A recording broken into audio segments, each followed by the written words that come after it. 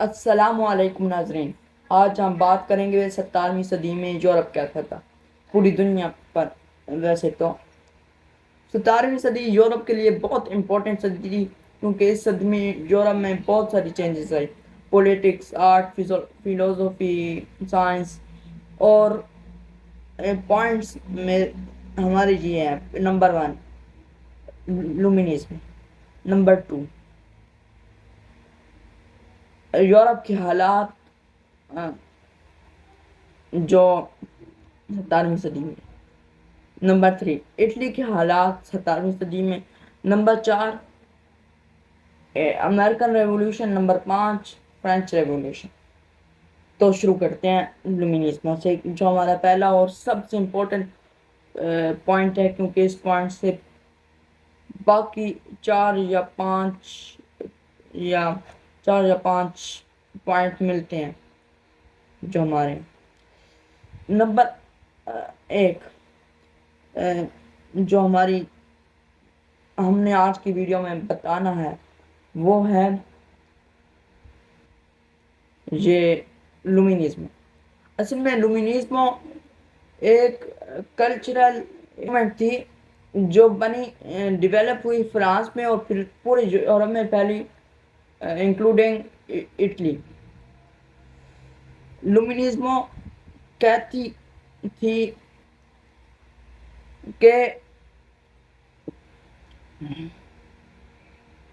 انسان کو اپنے ذہن سے سوچنا چاہیے، انسان کسی بادشاہ کا غلام نہیں ہے، اور انسان کو کسی کو غلام نہیں ہونا چاہیے، انسان کو اپنے ذہن سے سوچنا چاہیے اور کرے گا، بندہ امیر ہوگا اور بندہ ترقی کرے گا۔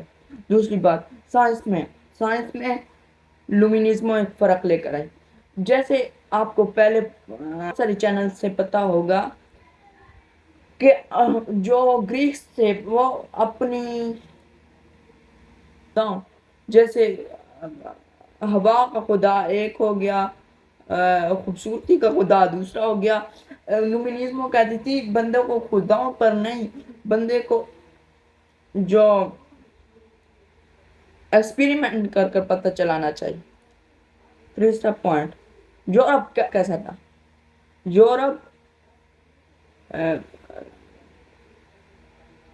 جو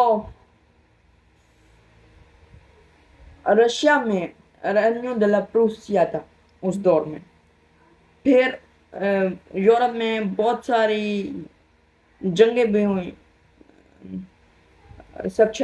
اور تخت حاصل کرنے کی، پھر پالوں کی جنگ ہوئی تھی،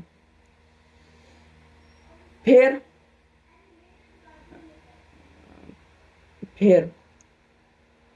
یورپ میں فائنلی پولونیا کو ایک آزاد ملک کنسیڈر کر دیا گیا۔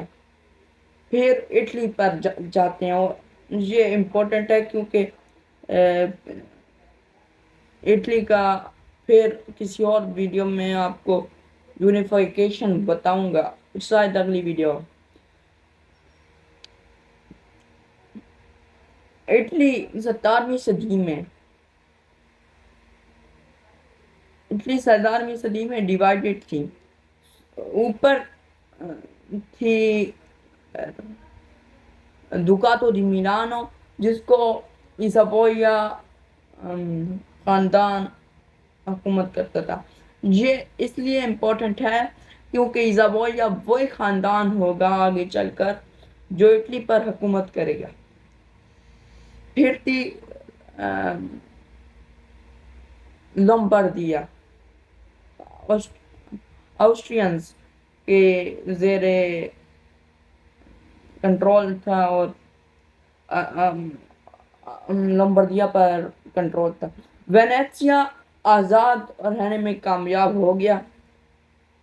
پھر جاتے ہیں رینیو دی ناپولی۔ رینیو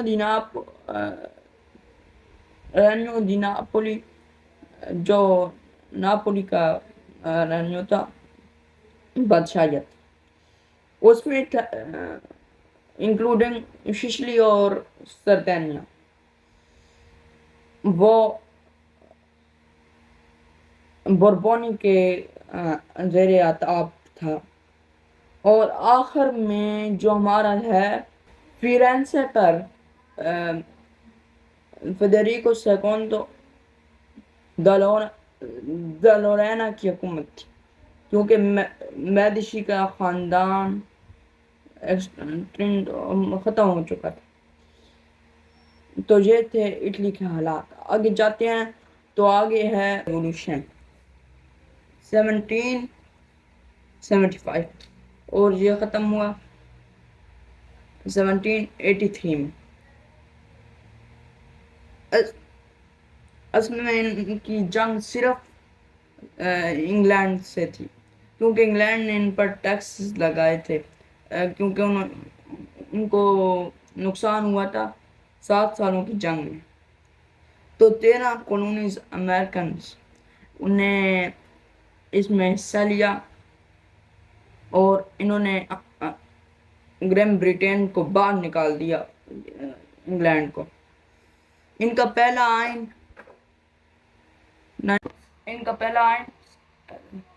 1787 میں پاس ہوا، اور ان کے پہلے صدر جارج واشنگٹن بنے۔ ان کا جو کیپٹل ہے وہ نیو یارک ہے۔ اب ہم جاتے ہیں فرینچ ریولیوشن پر۔ جو فرینچ ریولیوشن ہے وہ شروع ہوئی تھی 1983 میں۔ یہ کیوں شروع ہوئی؟ اس کی وجہ تھی انہوں نے کہا ایبسولوٹ بادشاہیت رکھی تھی۔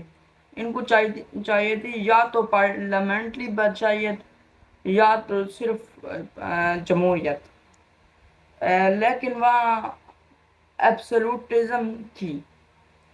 تو پھر عوام نے ریولوشن کی، کیونکہ عوام کے اپنے بھی جو معاشی حالات تھے وہ بہت برے تھے، کیونکہ سارا جو سونا اور خزانہ تھا وہ تو بادشاہوں کے پاس تھا، اور کوئی ان کو کچھ کہہ نہیں سکتا تھا۔ انہوں نے پہلا حملہ بیسٹیلیا پر کیا تھا، جو ایک عام ڈپو ہے جہاں پر ان کے ہتھیار ہوتے تھے، اور انہوں نے ان کو بادشاہیت کر دی ختم۔ 16 جولائی 1792 کو اس کے ساتھ جمہوریت۔ اس کی بیسک جو وجوہات تھی، ان کا یہ 3 پوائنٹ ایجنڈا تھا۔ پہلا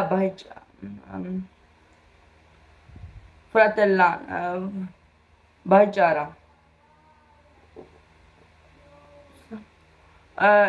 ایکویلٹی، اور تیسرا تھا یہ 3 نکاتی ایجنڈا تھا ریولوشنرز کا۔ اس کے بعد سے جمہوریت کچھ پیریڈ رہی، کچھ پیریڈ نہیں رہی۔ امید ہے آپ کو میری یہ ویڈیو پسند آئی ہوگی۔ اللہ نگہبان، خدا حافظ۔